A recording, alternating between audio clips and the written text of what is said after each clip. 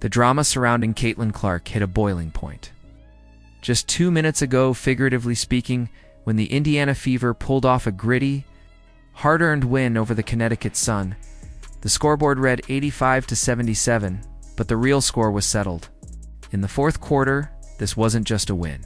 It was a reckoning, it was a revenge.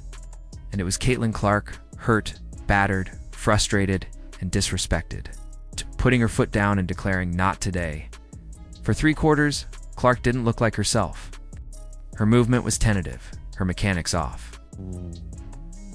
She grimaced through plays, hobbled between possessions, visibly bothered by nagging groin and quad injuries that have lingered for weeks. Her shot refused to fall, just 1 of 7 from beyond the arc. The doubters were already circling. Analysts whispered that maybe the pressure was finally getting to her. Maybe the league had figured her out.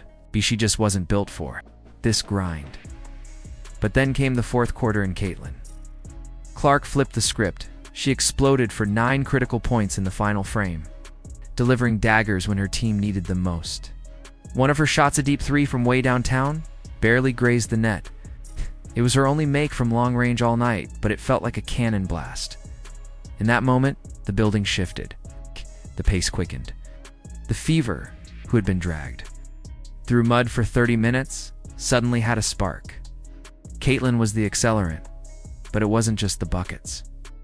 That would be too simple. What Clark did in those final minutes was orchestrate chaos. She ran the floor like a chess master drawing doubles from 30 feet out, manipulating defenders with subtle movement, zipping passes behind her back to open shooters like Kelsey Mitchell and Sophie Cunningham. She wasn't just executing plays, she was bending the game around her, forcing Connecticut to chase ghosts. Her final line: 14 points, 8 rebounds, 7 assists. Not eye-popping on paper, but the deeper you looked, the more undeniable her impact became. A plus 21 in the box score, the highest of anyone on either team. The Fever were plus 21 when she was on the court, and a disaster when she sat. That's not luck. That's gravity. But here's the part that turns this from a sports highlight into a full-on war story. Caitlin Clark was playing through hell from the opening whistle. Connecticut played her like an enemy, not an opponent. Marina Mabrey and the Sun's defense pounced on her off-ball. She was shoved, elbowed, grabbed, and hacked in. The referees looked the other way. There was no whistle, no protection. Just silent permission for the league's most visible star to get mauled possession after possession. At one point, Clark finally snapped. After yet another no call on a blatant foul, she turned to an official and barked the words that quickly went viral. Asterisk, grow up. The mask had slipped. The smile was gone. Caitlin Clark, the entertainer, was no longer performing. She was demanding respect. It wasn't just her. Aaliyah Boston got punched in the face. Sophie Cunningham took a shot to the head and was shoved out of bounds. Tina Charles squared up like it was an MMA bout, and the officials still swallowed their whistles. Even Clark's brother couldn't stay silent, posting online that the officiating wasn't just bad, it was dangerous. And he wasn't wrong. This game felt personal. Not because of who was on the other side, but because of how often Caitlin Clark has been treated like a problem to be solved rather than a gift to be celebrated. Every night she's targeted, and yet every night she plays through it. She doesn't beg for calls. She doesn't fake contact. She plays. Then she plays harder.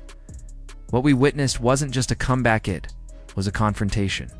Not just against Connecticut, against the system, against a league that still doesn't know how to handle the biggest star it's ever seen. Clark didn't just beat the Sun. She reminded the WNBA of a truth that's growing louder with every game. You can try to rough her up, but you will feel the consequences. In the post-game blur, the stats rolled in. Kelsey Mitchell shot 8 of 13. Natasha Howard, 8 of 11. Sophie Cunningham, 4 of 6. Those numbers weren't accidents. They were ripple effects. Caitlin Clark pulled defenders into her orbit and opened the floor like a one-woman offense. That's not just talent. It's architecture. That's someone building the structure that makes everyone else look good. And yet, even after dragging Her team across the finish line, Clark left the court in visible pain. She collapsed near the bench, towel draped over her head, grabbing at her groin. The cameras caught it. The fans noticed. She wasn't just tired, she was possibly injured again. Reports swirled that she might miss the All-Star game in Indianapolis, a marquee event built around her presence. It's a devastating blow, not just to the fans, but to a league clinging to the momentum she's created. This isn't an isolated story. This is the fourth leg injury she's battled this year. Both groins, both quads. Her body is sending signals. And yet, the minutes restriction is mismanaged. The rotations are random. The strength and conditioning setup looks questionable at best. Opposing analysts are even chiming in saying her mechanics are visibly altered, likely due to overtraining. An injury. This isn't just wear and tear. It's the collapse of a system that was never designed to support someone like her. Because Caitlin Clark isn't just a player, she's a movement. She's the reason thousands of fans flood arenas. In fever rediving on the road. She's the reason TV ratings are spiking, why jerseys are selling out, why casual fans are suddenly tuning into WNBA broadcasts. She doesn't just run plays, she runs the show. And yet the league still seems unsure what to do with her. They let her get mugged on drives. They let defenders treat her like a tackling dummy.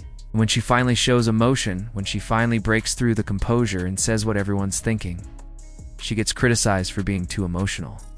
The truth is, Caitlin Clark is holding this league up.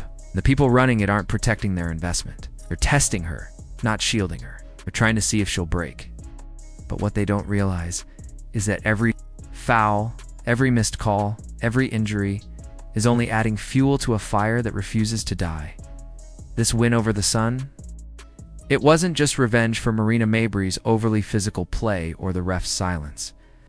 It was a middle finger to the entire narrative that she's overhyped, overmatched, or over her head. Caitlin Clark is not going away. She's not just surviving the hits, she's turning them into statements. And the most dangerous part? She's not even fully healthy yet. Imagine what happens when her groin is healed. Her mechanics are back, and her minutes aren't being micromanaged. Imagine what she'll do when the game slows down, and she's not constantly bracing for the next body check. Right now, she's dragging her team to wins while limping. She's carrying a league on sore legs. When she's at 100%, the WNBA better be ready, because Caitlin Clark doesn't just belong here. She runs this now. If you're with her, show it. Drop a comment below. Let us know how you feel about the officiating, about her injuries, about the way the league is treated. Its biggest star, hit like, subscribe, because this story is far from over. The season's just heating up and Caitlin Clark just sent her loudest message yet.